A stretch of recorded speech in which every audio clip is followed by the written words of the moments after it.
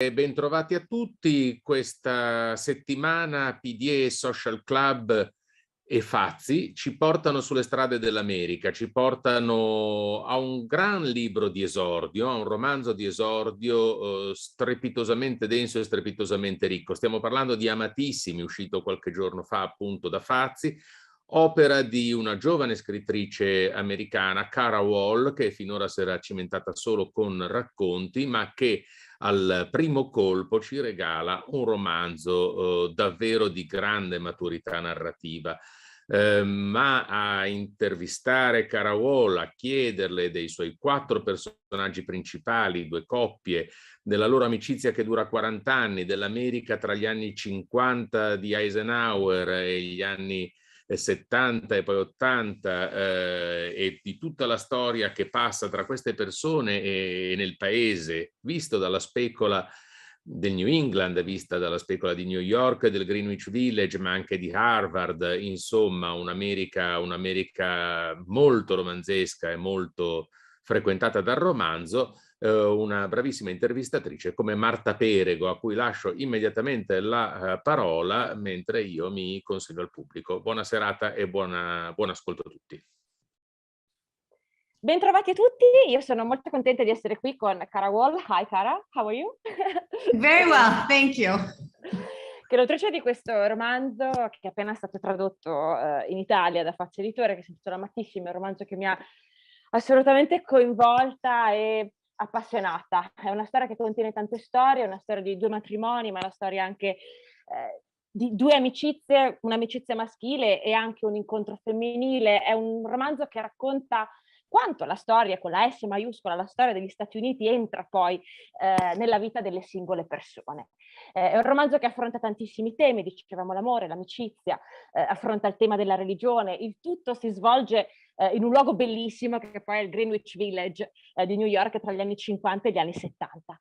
È un libro che ha avuto un grandissimo successo negli Stati Uniti, che è stato salutato benissimo dalla critica e dal pubblico, adesso arriva finalmente anche in Italia. Ecco, iniziamo qua da qui, Cara. Che effetto ti fa che il tuo romanzo, che poi è il tuo primo romanzo, insomma il tuo esordio, anche se è straordinario, infatti quando ho detto no, caspita, è un esordio incredibile, arrivi insomma nel nostro paese, l'Italia. It's so exciting. I love Italy. I lived there for a few months in college a Firenze. And my next book is actually set mostly in Italy. So it's a place that's dear to my heart.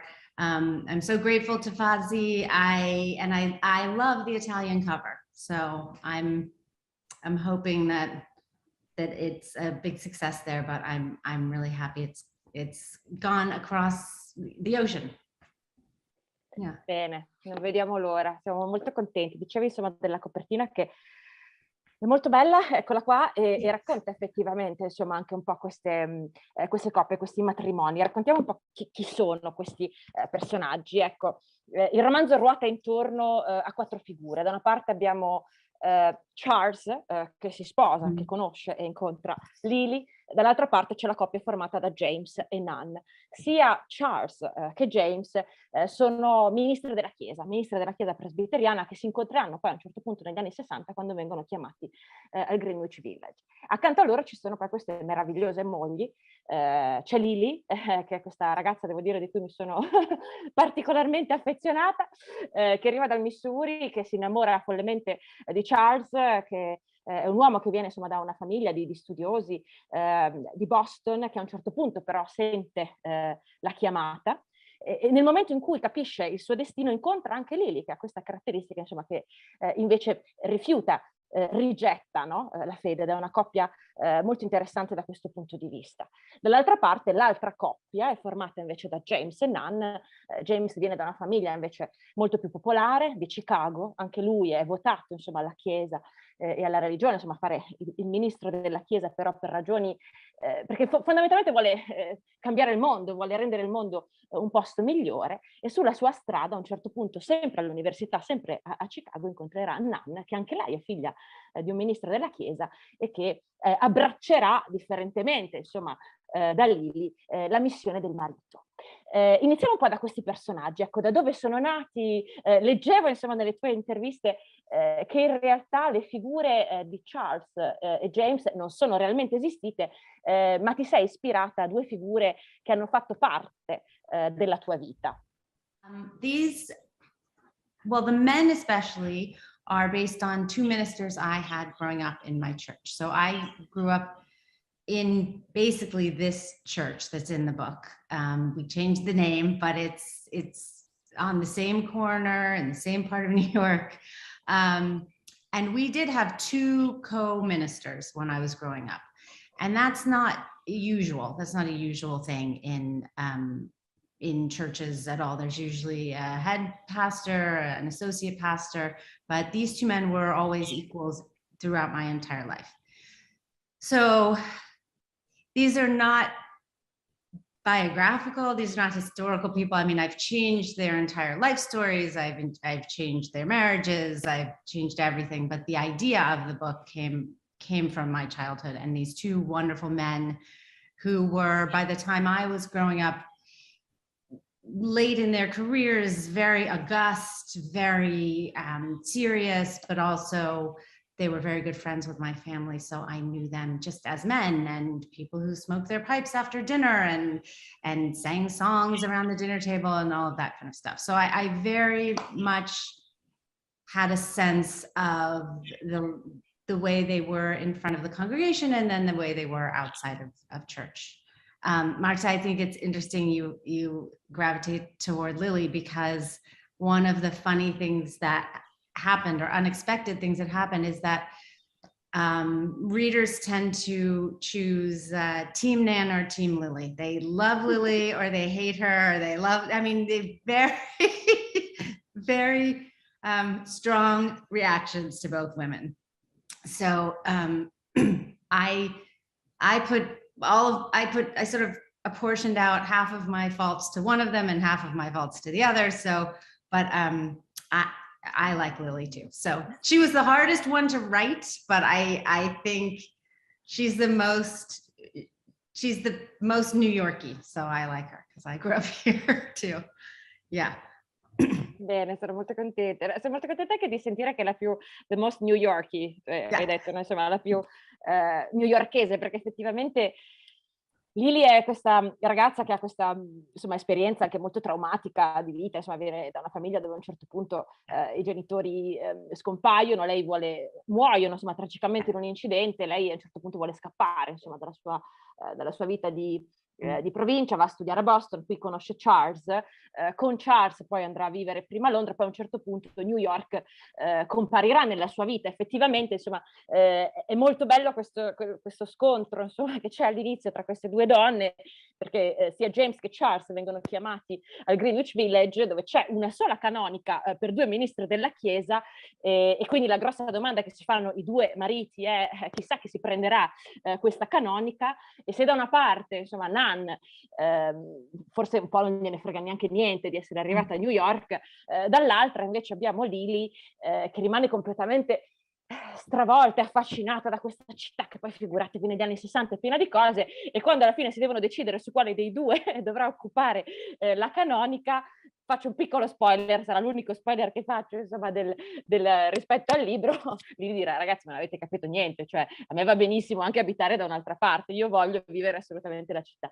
E lei è un personaggio straordinario. Secondo me tu, Cara, attraverso queste due figure di donna, però ti sei anche molto divertita e messa alla prova nel raccontare le facce diverse, no? della femminilità e anche dell'essere moglie, o comunque del far parte, no, di una partnership insieme ad un compagno.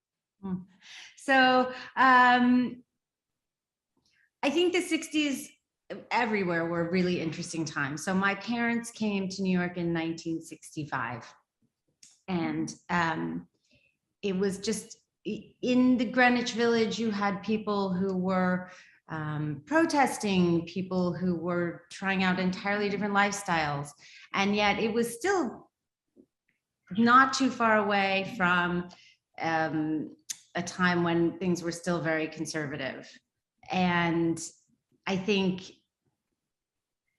it's it's natural, or it was a natural time there where there was a clash of cultures. Lily wanted to get out of something, right? She wanted to get out of her very small town. She wanted to get out of her trauma. She didn't want to have to live where her parents died. She came from a very big family, and she just wanted to do her own thing and get away. Nan didn't want to leave. Nan would have been very, very happy to stay in Mississippi and to be married to a minister and to live that very gentle life that she had been brought up in. But they married men who wanted to do something very different. So I feel bad for Nan. I think you mentioned the house that's connected to the church. That was really what Nan clung on to feel like this was the life I thought I would have when I married a minister. And it was, the women don't like each other. I mean, like from the very first minute they meet, they don't like each other. And that decision about the house is, I think, the first thing they agree on, maybe the only thing they ever agree on, because Lily does not want to live there and Nan desperately does. So that's sort of the end of, in the book, of when the people meet and get to know each other. And so there's a moment of, oh, okay, everything's going to be okay because we figured this problem out. I think their two marriages are very different from each other, but I also think each person in each marriage has a totally different idea of marriage from their spouse. And then the two couples have very different marriages. I feel a little bad for Nan. I think she came to New York in a time where the city was leaving her moral code and her lifestyle. They were leaving it behind, and she had a really hard time catching up. But she ends up being a very good support system for the people in her life. But I think I sometimes, when I was writing her, I felt a little bad for her. Meanwhile, I was like, go Lily, do everything in New York. But yeah, I hope that answers the question. I don't know, it's, the whole book is about their marriages, so it's hard for me to say which is better or which was easier, which was harder. But I do think the two female characters really express the clash, the change in the culture in New York in the 60s. Sì, non credo che ci sia un meglio o un peggio, c'è forse un modo diverso, come le persone sono diverse, insomma, no? Perché poi la cosa bella è che in fondo entrambe ricercano la loro felicità, sia Lily che Nan. Poi tutti i tuoi personaggi in realtà cercano la loro felicità anche, no? Nelle dinamiche che poi mettono in piedi. And I think both husbands are incredibly supportive of their wives. So there's not really a clash of personalities in the marriages. It's just a clash of goals, maybe. But I do think, I wouldn't say I've never thought of whether the characters in my book were searching for happiness. I think we're all searching for happiness. I think they are given much more than they can handle in the beginning of the book. They just have a life they didn't expect. And I sort of saw it just more as, much of the book is just, how can we achieve some sort of equilibrium? Like, how can I just deal with what's being handed to me? And what I was really, really interested in writing this book is just, how do we create relationships with each other? So how, like, I often think about friendship and I think, well, I met you at my child's school and we had lunch and we had coffee, and then 25 years later, we're still friends. And how did it happen? Because it kind of goes by quickly. And how did I become very close to you and not to this other person in my friend group? And that's something that's fascinating to me, and how we, just how those small moments and the ways that we decide to open up to each other. And then when we find people who will open up in the same way, just how that creates a life. And so instead of thinking of how can we be happy, I just thought all of the time in this book, how can we be connected? How can these people be connected? How can we all be connected with each other? And just how does that happen? So I tried to get really, really specific and sit for a long time with each character and figure out at what point did they decide to trust each other and why, and even when they didn't want to, because they really needed it. And that was what really fascinated me. That was really what compelled me to write the book and what fascinates me the most.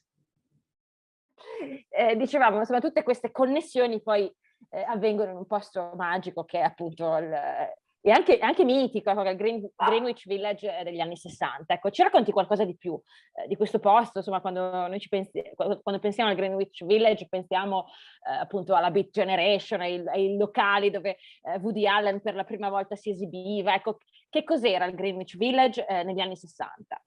Yes, I can try. I mean, I wasn't here in the 60s, but I grew up in Greenwich Village, and my parents came here when they were 25. They had just been married, and they moved into graduate school housing at NYU, which is right in an apartment building right by Greenwich, right by Washington Square Park. So my parents both grew up very religious in very small towns. I think my mother's town had, it's not like 120 people in it. It was very, very small. So they both wanted to have a big adventure in life. And I think they just found the biggest adventure. My mother grew up on a farm. My father grew up in a very small town in Oklahoma, and they arrived in New York, and it just kind of blew their minds. So I think it was just a time where people found a place that they could be free, or felt they could be free. I mean, obviously there was a lot of struggle at the time, but it was a place full of artists, a place full of musicians, a place full of writers, for sure. And there was a sense that people were doing something new here. People could be themselves, but also just break a lot of the boundaries that had been set up for them. I don't quite know why it happened in actual Greenwich Village, but it did. It was a very exciting time. I grew up in New York City in the 70s, which was not such a great time. City had no money, but city had no money. My parents kept getting notices from my school that there wouldn't be art, there wouldn't be music, and then they got a message said there wouldn't be recess. You know, recess, like, I don't know what that is in Italian, where you go outside and you play during the middle of the school, like, okay. And they were like, oh my gosh, we should move, but they never did, because they loved it. They just love the energy of here. And I'm still here. I'm sitting in Greenwich Village right now. Oh, so wow. It's a hard place to live. Yeah. So I live across the street from my old school. I did not go very far. I went very far away and then I came back. It's irresistible. Your roots, where are your roots? Insomma, sono le tue radici, è difficile staccarsi dalle radici, ecco.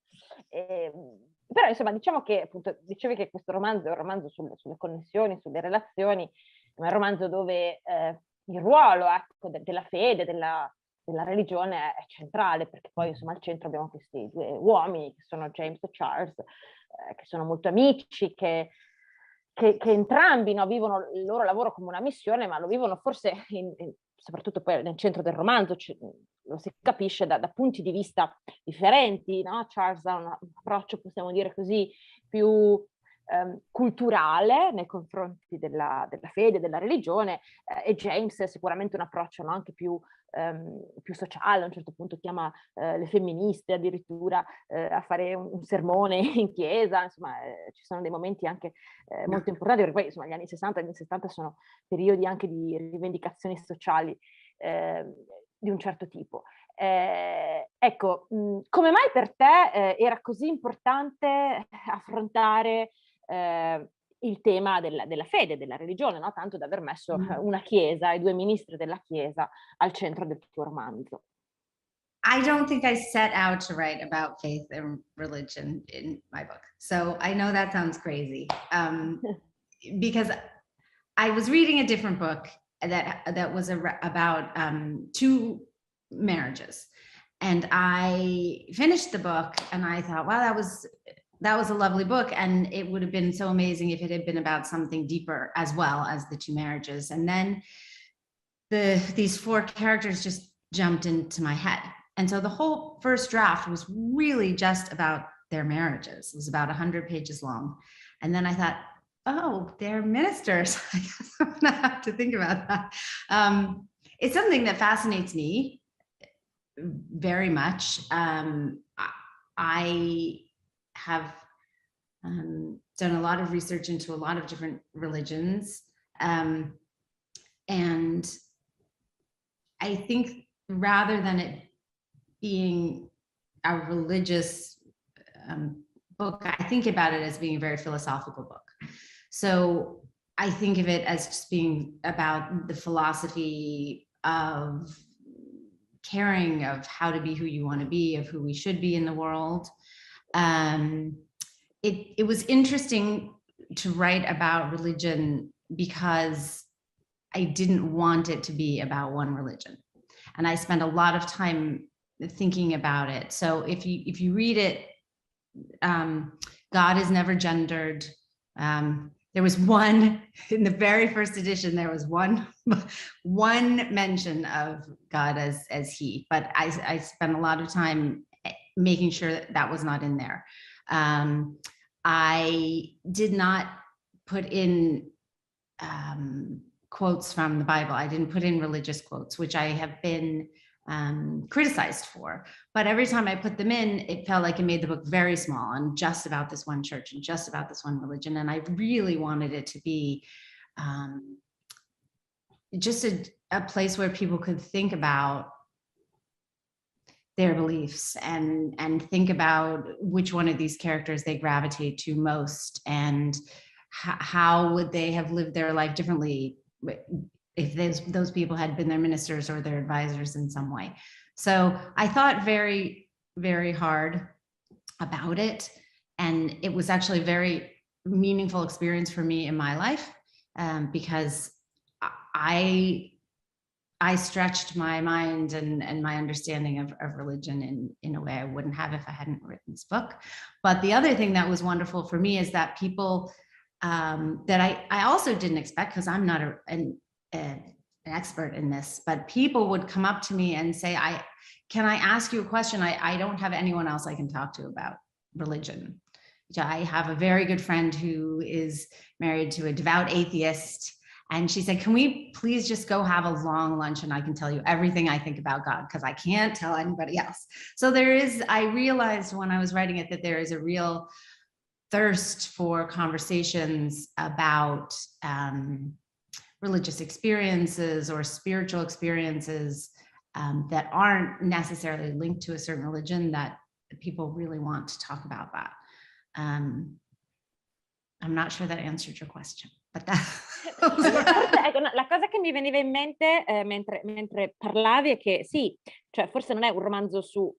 Ho capito quello che intendi quando dici non è un romanzo su... Non pensavo alla religione o alla fede, pensavi giustamente a dei personaggi, no? Però quello che arriva al lettore è, almeno a me è arrivato, perché ogni personaggio crede in qualcosa, cioè quanto credere in qualcosa, quanto avere degli ideali che possono essere ideali più sociali, nel caso di James, culturali, nel caso di Charles, ma anche di Lily, perché anche Lily crede tanto, no? Nella cultura, dove si incontrano con il marito, possono in qualche modo segnare la tua vita, cambiare la tua vita e cambiare la vita anche delle persone che hai intorno e di una comunità, come può essere quella del Greenwich Village. Cioè io questo ci ho visto tanto anche, no? Come, chiamiamolo così, come messaggio dietro le storie di questi personaggi. No one's ever put it that way before to me, that what you can believe in. I think I agree, it's very true. And I'm just thinking about the characters and their arcs, that they they end up believing something different at the end of the book than they do at the beginning, and each of them. And that's an interesting idea. I mean, it's obvious, and so I'm feeling kind of embarrassed. I haven't thought about it in the context of my own book, but yeah, I think I'm thinking, as you said that, about the ways that the characters, what the characters believed, what each of the characters, how each of what the characters believed affected the people around them. Obviously, that was what you said. I don't know. I feel like what I hope for in life is that what people believe in is going to affect everybody around them. It's going to affect the world. It's going to affect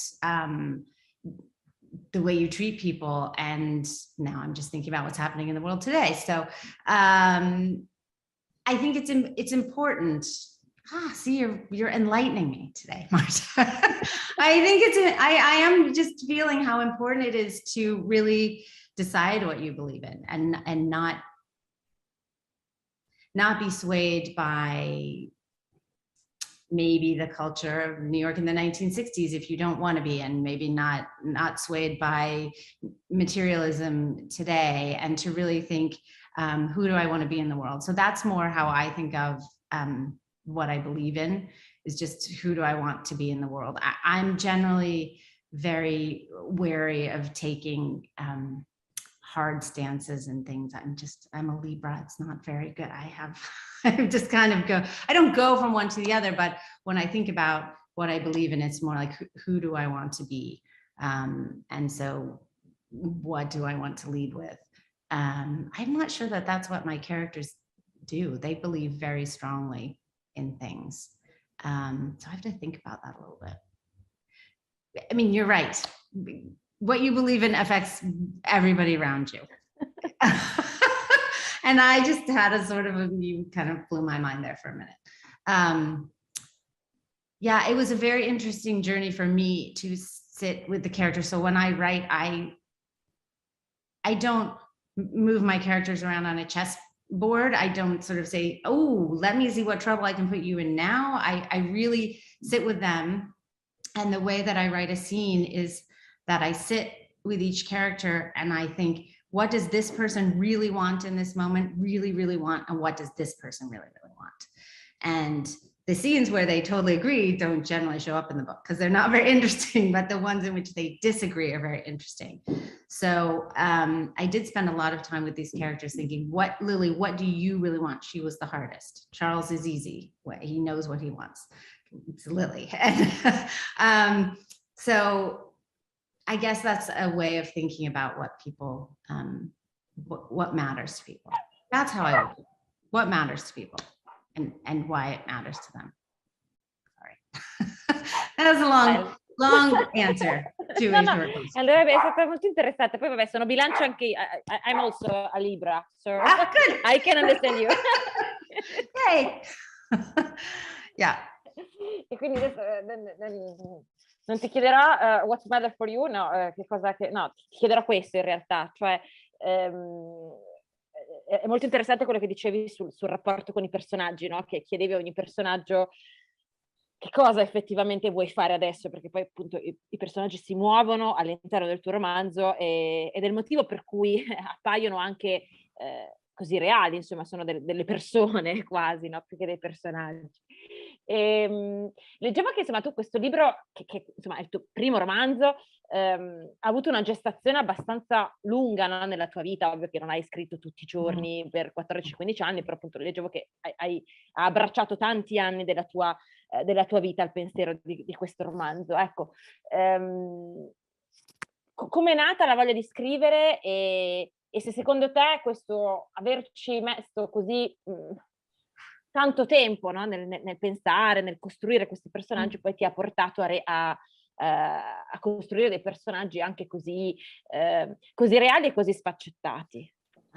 Marta, do you mean writing this book? When did the desire to write this book come, or when did I want to be a writer? Both. Yes, both. Yes. Okay. It's your first book, no? It's my first yes. book. I read that you took 14, 15 Yeah. years writing it. Yes.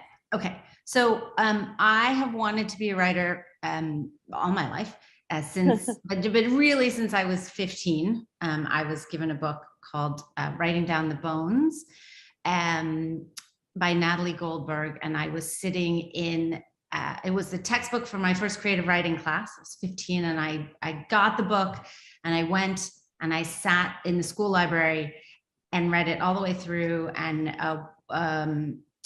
one of my classmates walked by and she said, "That is such a weird name for a book." And I was like, what are you talking about? This is the most inspiring name for a book I've ever read. So that at that moment, I knew that not everybody in the world wanted to be a writer, and that it was something different. This book took me so long to write because I started it, I had an agent, then I got divorced, then it was very hard to write about marriage in the middle of getting divorced.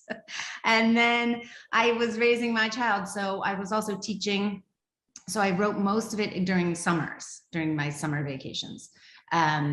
So it could have been written quicker, but just my life sort of intruded on that process.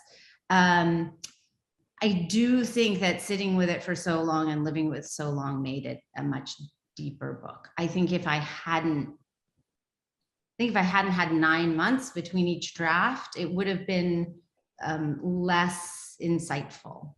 Maybe not necessarily about the characters or their relationships, but about faith and the nuances of it, because I grew so much in those 15 years, and I understood so many different things. I think Lily's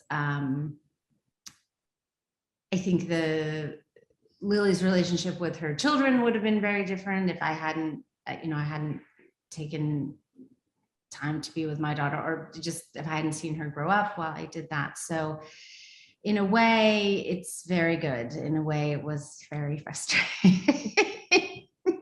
But I sold, so it really, it took me about 13 years. I'll say that, yeah.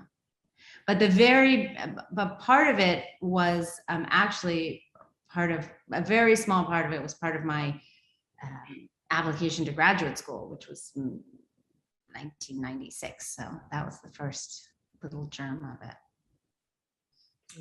But it did. I had a lot of time to think about it.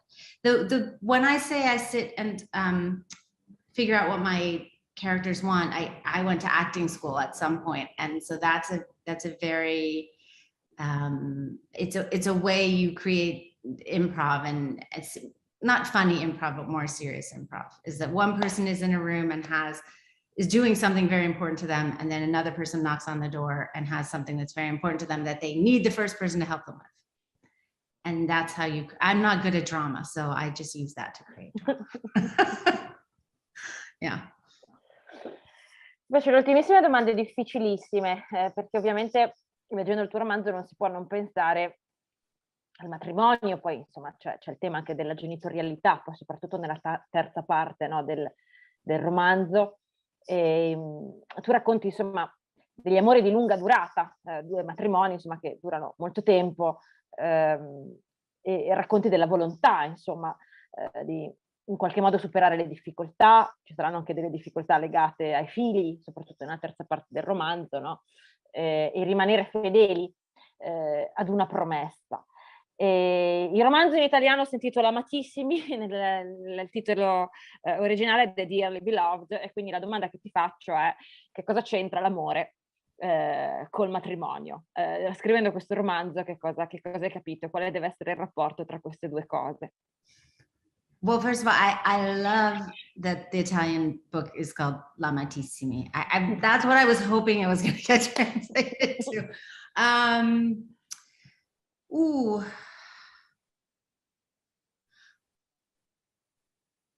I think, I know what I think, so I just have to take a minute. I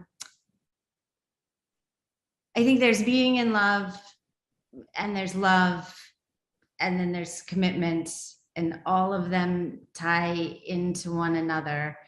And you need the memories of falling in love to help you find your commitment, and then your commitment ties back into feeling in love and being in love. And I think then that makes a relationship. I don't think it necessarily needs to be a marriage. It just makes a relationship. So at some points you're going to be fabulously in love with your partner, and at some points you're just going to be deeply in love with your partner because you're going through something terrible and you're looking at someone who has agreed to go through that with you. And then there are times when you want to do something different. You were both you're wanting different things at the same time. And then that's when you have to sort of have a meeting with yourself and say, you know, am I committing or am I not committing? Or how much am I committing? How much do you need me to commit right now? How much can you let me do my own thing right now? And so I just think it's sort of it's like an infinity sign from one into the other, and hopefully you have exciting love and then hard commitment, and then they just cross through sort of deep love all the time. That's my hope for everybody. Bello, difficilissimo da realizzare, ma molto bello. Dicevi, Cara, grazie, è stata una bellissima chiacchiera. Dicevi prima che insomma il tuo nuovo romanzo è ambientato in parte in Italia, non so se ci vuoi raccontare qualcosa. Yes, thank you. I am writing a very different book, but it's still an ensemble piece with many characters. And it's it has two settings and two time periods. So one is in New York in the 1990s, where a painting is found on the steps of the Metropolitan Museum of Art. And a researcher sets out to find out what the painting is, where it came from, etc. And then we have the story of the painting, which is a medieval painting, but we started story in World War II, the very end of World War II, and who found it, who copies it, somebody copies it, and we trace its entire history in order to find out about a certain woman who at some point has the painting. So wow. The past story is set, a big part of it is set in Capri, some of it is set in Rome, it ends up set in London, but the present story is really just in New York as the people are really researching it. Yeah. Wow, non vediamo l'ora di leggerlo, Cara, però intanto leggevo Amatissimi, che è appena arrivato in Italia, Fazi Editore, eccolo qua. Thank you very much. It was, thank you. It was lovely to talk to you. Lovely. Grazie. Lovely. Grazie mille, è stato un grandissimo piacere chiacchierare con te e a presto. Grazie a tutti. Thank you so much. Grazie. Beh, un grande romanzo che parla di rapporti, di relazioni, di amicizia, appunto, e questa sera sembra essere nata un'amicizia perché la conversazione tra Cara Wall e Marta Perego è stato quanto di più amichevole abbiamo visto sullo schermo di PDE Social Club. Adesso vi resta solo di andare a scoprire direttamente, a toccare con mano la bontà della prosa di Cara Wall in Amatissimi, che ricordo pubblicato da Fazi Editore. Per quel che ci riguarda, ci rivediamo settimana prossima su PDE Social Club. Buona serata a tutti.